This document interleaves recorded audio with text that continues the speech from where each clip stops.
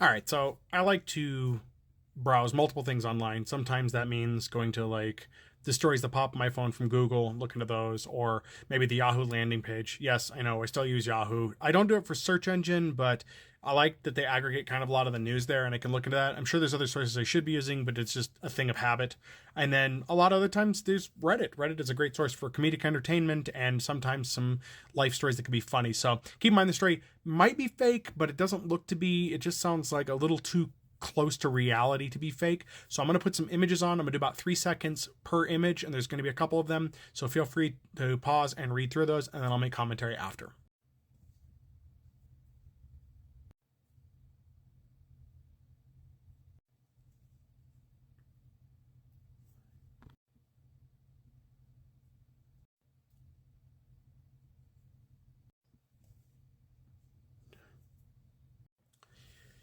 So hopefully you've finished reading that, and you can see kind of the mess that is there, and it just seems a little too real to be a fake. Now, this was posted to multiple subreddits. It was under landlords, idiots fighting things, and various others. And the problem I have with this is there were so many people paranoid about what the emergency broadcast was going to do. Some people thought it was going to be like The Kingsman. If you haven't seen that great movie, by the way, some people thought it was going to be like The Kingsman and it was just going to activate the chip in all of us we got from COVID and all this stuff. But the fact that this guy's got a landlord that's that wackadoo, like we really need to be doing better. We have to start dispelling false information in this country. In addition to that, people who are spreading false information need to be investigated. They need to be checked out because it is harmful. It is damaging. People have done things that are a result of false information. January 6th was a result of false information causing people to do things they probably should not have done. And there's just so much more.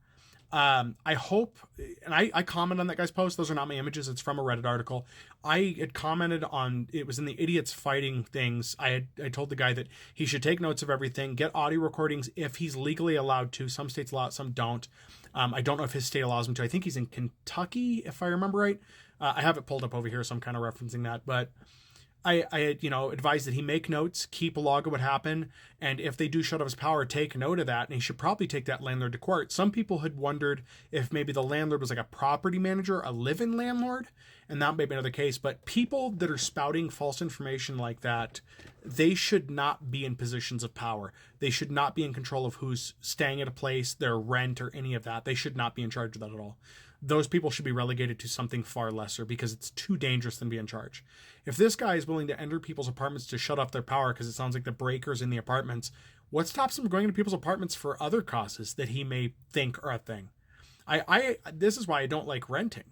Is that when you rent, your landlord has the right to enter your apartment anytime. I live in Colorado, and it wasn't until I lived here and rented an apartment that I realized that the sale of apartment complexes was a thing. And if it is, while you're at work, they tell you you have 24, they give you 24 hours notice and tell you that they're going to bring people through your apartment so they can inspect each of the units before they sell it.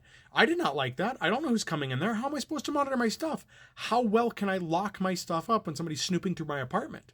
And this is just another area where renters kind of get shafted by the system because you lose a lot of your rights. But in particular with this, these conspiracy theories were just insane.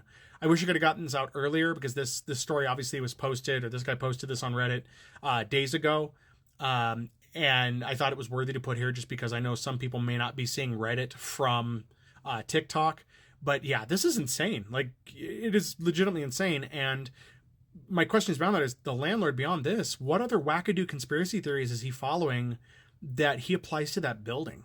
Just such a weird thing that I would not be comfortable with. Like, I would be like keeping tabs on my landlord and like doing whatever I could to get rid of them at that point. And it sounds like this guy may be more of a property manager, a live-in property manager than a landlord that owns the property. Or like I see here in this state, you see people that are hired as live-in maintenance people slash contractors slash property maintenance management, that kind of thing. So yeah, but just to share it with you guys, let me know what your thoughts are in the comments below. But yeah, there you go. Welcome to Crazy in 2023.